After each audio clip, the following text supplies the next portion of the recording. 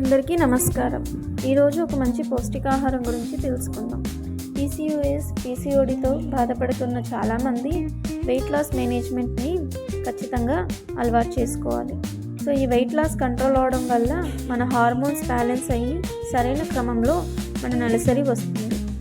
మన నెలసరి సరైన క్రమంలో రావాలంటే మనం మంచి పౌష్టికాహారం తీసుకోవాలి. అలాంటి ఒక పౌష్టికాహారమే ఈ రాగి జావ. ఈ రాగి జావలో చాలా మంచి పౌష్టికాహారాలు ఉన్నాయి. ఎంతో మెండుగా ఉండే ఐరన్ అండ్ కాల్షియం ఉంటాయి. పీసీఓఎస్తో బాధపడే ప్రతి ఒక్కరికి ఇన్సులిన్ సెన్సిటివిటీ, ఇన్సులిన్ రెసిస్టెన్స్ గురించి మాట్లాడుతుంటారు. సో ఇన్సులిన్ సెన్సిటివిటీ, ఆ రెసిస్టెన్స్ని మనం కంట్రోల్ చేసుకోగలిగితే మన బాడీ ఇన్ఫ్లమేషన్కి గురవ్వకుండా, వెయిట్ గెయిన్ అవ్వకుండా ఉంటాం. దీనితో పాటు ఈస్ట్రోజన్ మెటబాలిజం అనేది మెరుగవుతుంది. సో ఈస్ట్రోజన్ అనేది మన నెలసరి సరైన క్రమంలో రావడానికి చాలా సహాయం చేస్తుంది. ఎగ్ అనేది కరెక్ట్ టైంలో రిలీజ్ అవ్వడానికి చాలా సహాయపడుతుంది. వెయిట్ లాస్ మనం ఈ రాగి జావ తీసుకోవడం వల్ల మనం వెంటనే ఒక 3 నుంచి 6 నెలల్లోపు తగ్గిపోవచ్చు.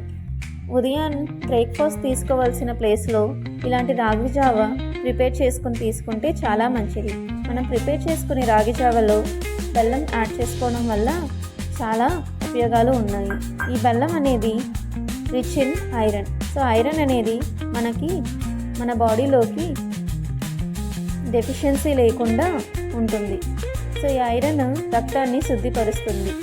మన హార్మోన్స్ అనేవి బ్యాలెన్స్ అయ్యి సరైన క్రమంలో నెలసరి రావడానికి ఎంతో సహాయం చేస్తుంది. దీనితో పాటు మనం యాడ్ చేసుకునే డ్రై ఫ్రూట్స్ అనగా క్యాష్యూస్, బాదమ్స్, రైజిన్స్,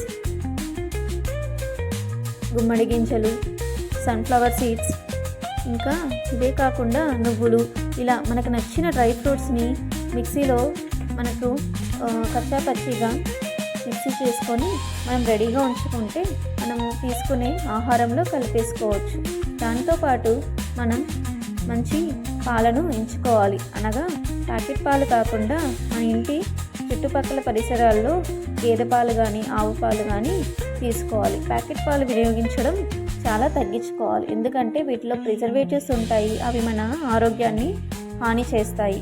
ఈ రాగి జావ అనేది పిల్లలకు కానీ పెద్దలకు కానీ చాలా బాగా నచ్చుతుంది.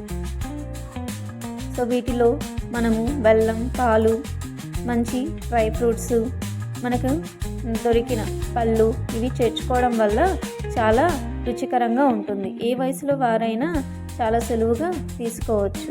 ఇదే కాక పిల్లలు సాయంత్రం కానీ మార్నింగ్ కానీ మంచి ఫుడ్ కావాలని అంటుంటారు. సో బేకరీ ఫుడ్స్ కాకుండా మన ఇంట్లో దొరికే వాటితో వీటిని తయారు చేసి వాళ్ళకి ఇవ్వచ్చు. అదే కాక ఇది కొంచెం సేపు ఫ్రిడ్జ్లో స్టోర్ చేసుకుంటే చాలా టేస్టీగా ఉంటుంది.